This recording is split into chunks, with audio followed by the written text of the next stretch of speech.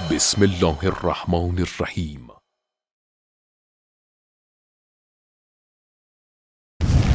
برنامہ شیطان قسط number 2، کابالا، materialism. ابلیس کے نئے شیطانی فرقے اور کج فکری پھیلانے کی کوشش خاص طور پر 19ویں صدی تک جاری رہی۔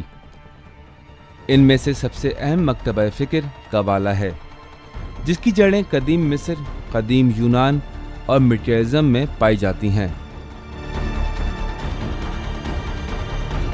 کابالا دراصل وہ صہیونی مفاہیم ہیں جو سحر اور جادو کی تعلیمات پر مبنی ہیں۔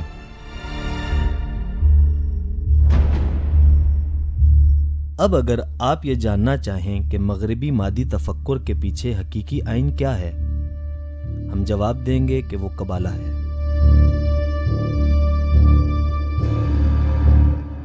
کابالا کی اصلیت جنات ہیں۔ در حقیقت وہ جنات جو قدیم تہذیبوں میں رہتے تھے اور لوگوں کو شرک کی ترغیب دیتے تھے، انہی جنات نے سحر، جادو، تعویذ اور وردوں کے مجموعے سے اپنے لیے ایک تہذیب اور سوچ بنا لی تھی، جو کہ کافی مسلط تہذیب بھی تھی، جسے لوگ اپناتے تھے۔ یہ تہذیب کافی عرصے کے بعد بنی اسرائیل کے ذریعے کہ جب وہ سمندر پار کر کے حضرت موسیٰ کے ساتھ مصر سے نکل گئے، ان میں منحرف افراد نے اس تہذیب کو خفیہ طور پر اپنے پاس محفوظ کر دیا اور اسے مغرب منتقل کیا۔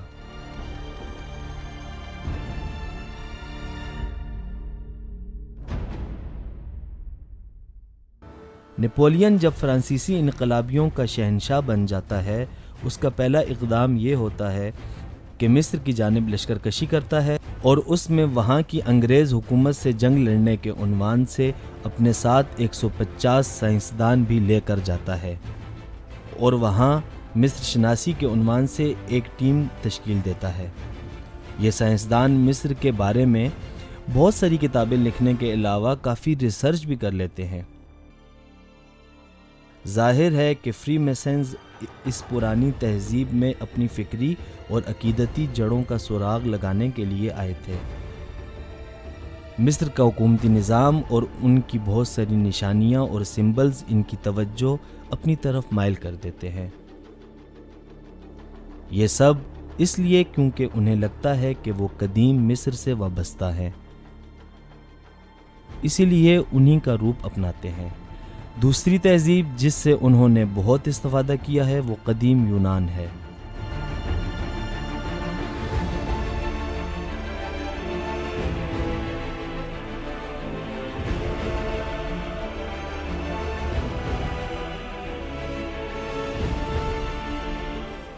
انہوں نے اپنی تہذیب یونان کی تہذیب کے مطابق بنا لی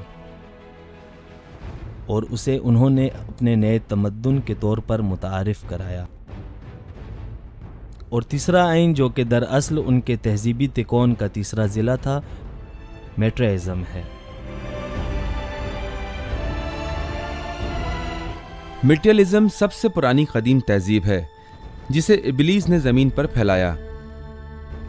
ماہرین کا کہنا ہے کہ میٹرا دراصل وہی ابلیس ہے جو کہ لوگوں کو اپنی پرستش کی طرف ورغلاتا ہے۔ وہ حضرت ابراہیم اور ان کے توحید دین کے مقابلے میں خفیہ طریقے سے اپنا آئین حضرت ابراہیم کے زمانے میں دنیا میں داخل کر دیتا ہے۔ میٹریلزم وہ پرانا آئین ہے جسے ابلیس نے اپنے لیے چنا ہے، جو سورج کی پرستش یا سورج کے شریک کی پرستش کے طور پر ایران اور قدیم روم میں داخل ہو جاتا ہے۔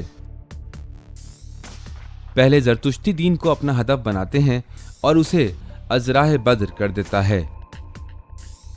اس کے بعد عیسائی مذہب میں داخل ہونے لگ جاتا ہے، یہاں تک کہ ماہرین کا یہ کہنا ہے کہ مغربی عیسائیت نے اپنا ڈھانچہ میٹریلزم سے لیا ہے۔ مغرب نے ان تین منابع سے استفادہ کیا۔ قدیم مصر کو استعمال کیا حکومتی، معاشی اور فوجی سازوکار کے لیے۔ قدیم یونان سے گمراہ کن تہذیب بنانے کے لیے استفادہ کیا، اور میٹرائزم سے یہ فائدہ لیا کہ اپنے میزونک خفیہ اقدامات کے ذریعے پس پردہ سے ہر چیز کی مینجمنٹ کر سکے۔ یہ ہے مغربی تہذیب کا جعلی حلیہ۔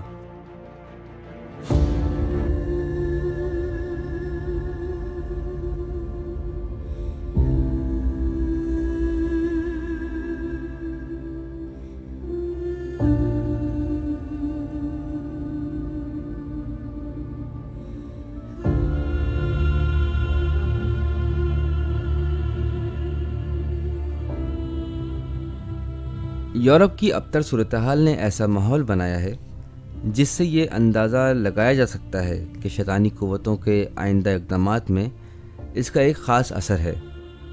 وہاں پر کچھ ایسے فرقے بن جاتے ہیں جو آج تک زندہ ہیں، وہ صلیبی جو شام کی طرف آ رہے تھے۔ بیت المقدس میں ان میں سے بعض اصلی معبد تک رسائی حاصل کر سکیں اور کابالہ جادوگروں کی تعلیمات کے سائے میں عیسائیت سے منہ پھیر کر کابالہ کے پیروکار بن گئے اور اپنے ملکوں میں واپسی کے بعد اپنے کافرانہ اور عجیب عقائد کے ساتھ نائٹ ٹیمپلرز کے نام سے جانے گئے، اور آخرکار فرانسیسی فرمانروا فلپ کے حکم پر اس کے اہم حکام کو پھانسی دے دی گئی